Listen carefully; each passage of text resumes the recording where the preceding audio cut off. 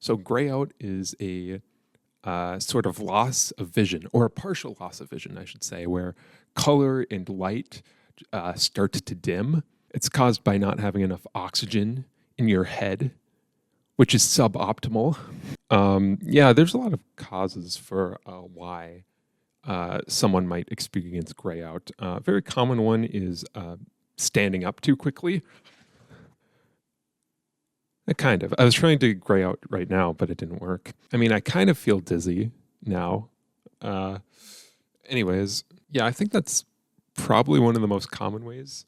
Um, Another way is hyperventilation, like if you're having a panic attack or something, or if you're just hyperventilating, um, you can actually gray out because actually there's not enough oxygen in your blood. It's kind of confusing. Why would breathing a whole lot make it so that there's not enough oxygen in your head? It doesn't make any sense.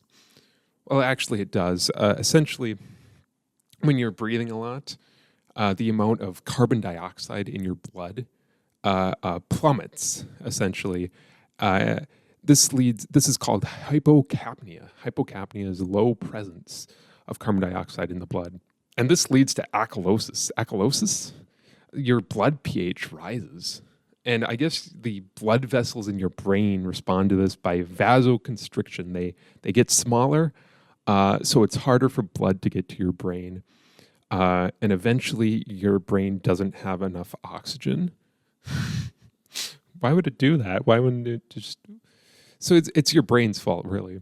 Another common cause is if you're experiencing a lot of positive G force, right? So if you're on a roller coaster, for example, you could gray out. I looked at a lot of roller coaster forums to see what roller coasters people black out on.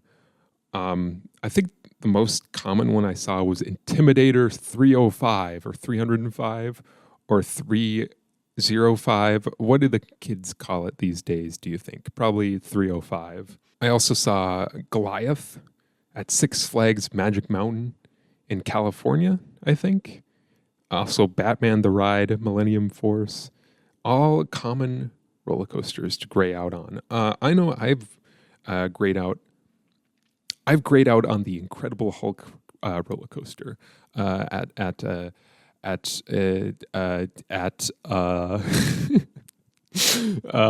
Universal Studios. Actually, I guess I technically lost all of my vision, so it technically would be a blackout, which we will get to in a little bit. Yeah, essentially blackout. I mean, sometimes it can be. Sometimes when people use the word blackout, they're referring to a complete loss of consciousness.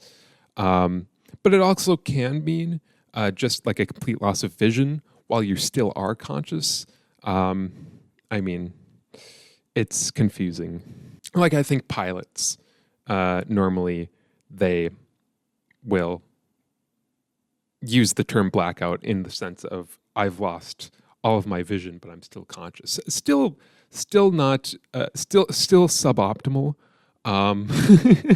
Yeah, that's the other thing that, the other reason why people might experience a lot of positive G force is if they are a pilot, like a fighter pilot or something like that. Yeah, essentially, if you're experiencing a lot of positive G force, right, the blood in your body is being pushed downwards towards your lower extremities, so there's not enough blood in your brain. Well, there's not enough oxygen in your brain. I mean, your eyes are the most are more sensitive to oxygen deprivation than other parts of your body. So your eyesight is usually one of the first senses, or one of the first things to be affected, I should say. Yeah, the average person can handle about 4 Gs. Fighter pilots can handle usually up to 9 Gs. There have been people that have handled more G. I think there was one person that handled 25 Gs once in like some rocket powered like car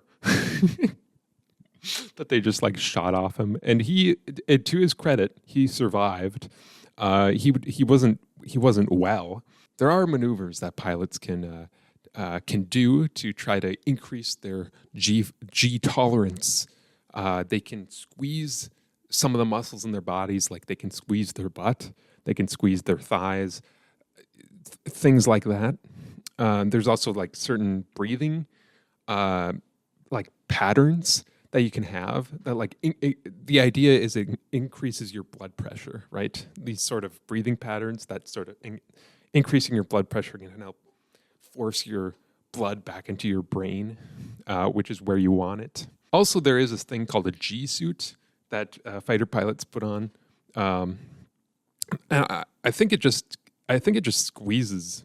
It just squeezes your body to try to force blood back up. I mean, it's still uncomfortable, even with like a G suit, even with the maneuvers, even for trained pilots to handle like a very large amount of G's. Like I think 9 G's would be pretty uncomfortable.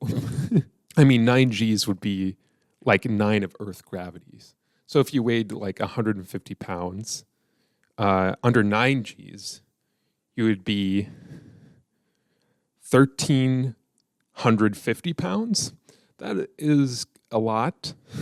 Grayout is the precursor to blackout, which I've already talked about before, which in itself is the precursor to G-lock, or G-force-induced loss of consciousness.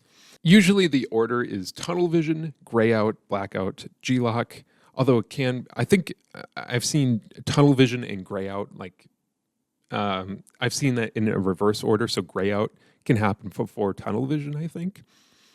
Oh, also, you don't necessarily need to have grayout before you experience G-lock. There are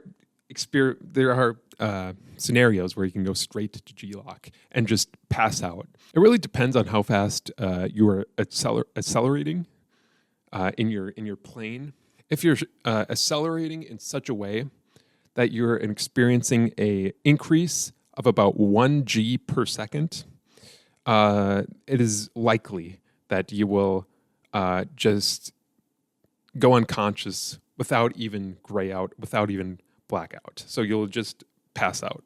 That would be very, very fast acceleration, though. Like an increase of 1 G per second, I imagine would be quite intense. So there's this fancy word called syncope. Essentially, it means passing out, losing consciousness. There are a lot of reasons for syncope. I mean, there are the reasons that we've mentioned previously.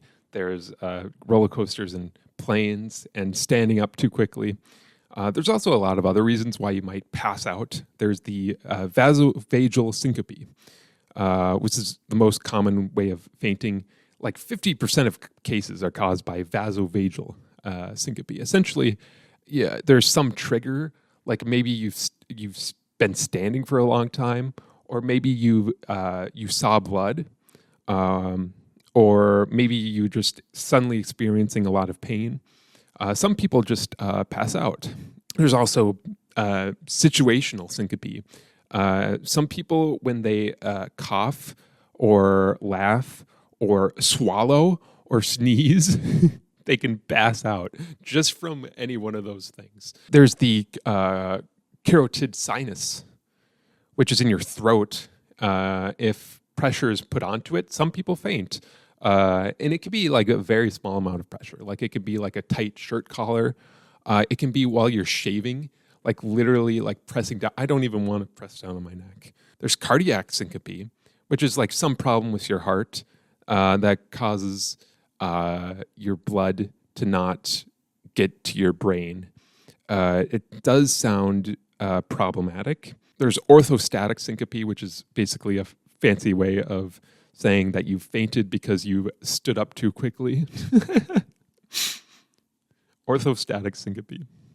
And the last one that's not very common is cerebral vascular syncope. Essentially, there's some problem with the blood vessels that are either in or around your brain.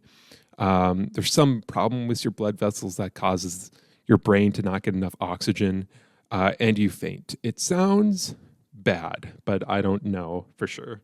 It just sounds bad.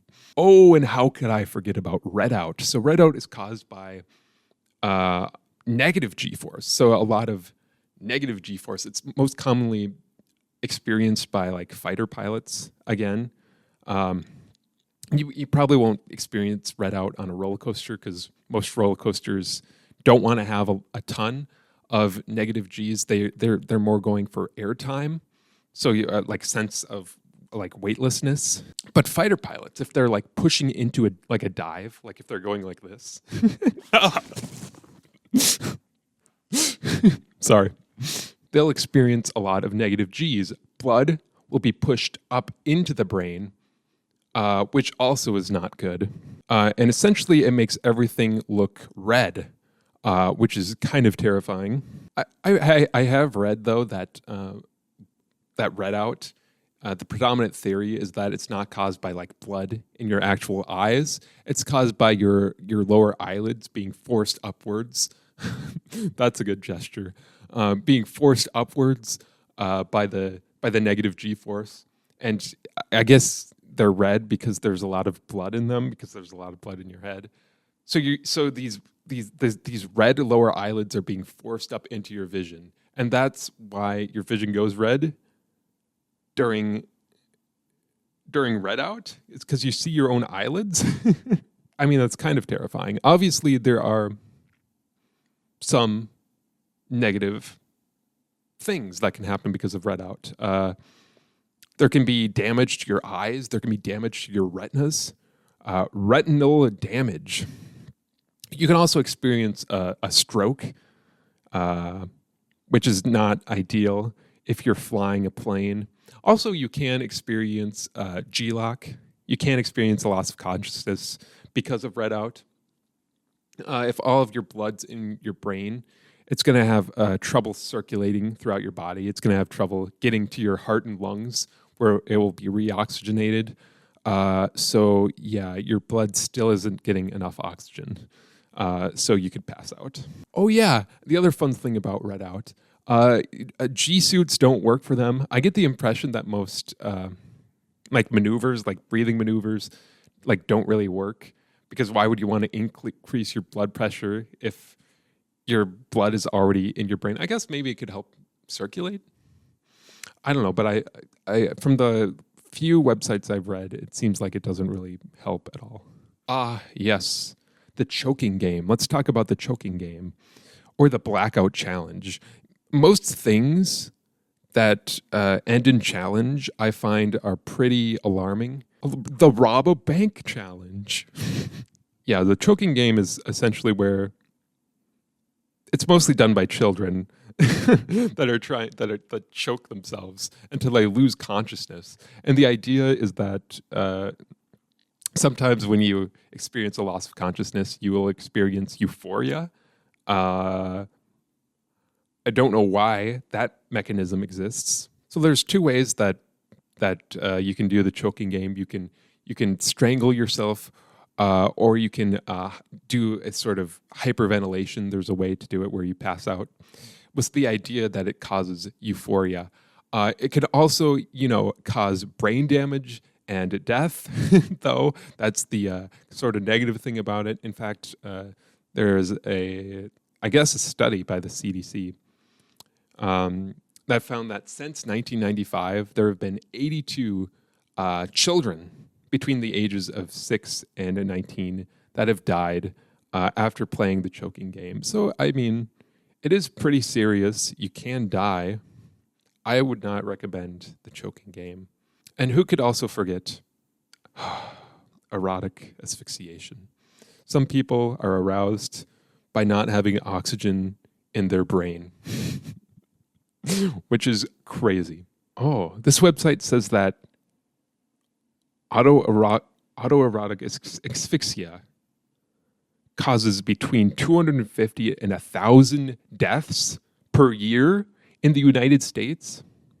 That does seem like a lot to me. 1,000 people die because they're trying to get aroused by strangling themselves every year in the United States alone. God damn. Yeah, that would be a crummy way to die, just to trying to enjoy yourself. It's been a long day at work, and you just want to relax. But then you die. All right, that's basically all I have for this video. What takeaway can we take away from all of this? Oxygen is good, but not too much. Yeah, I guess so. I guess that works.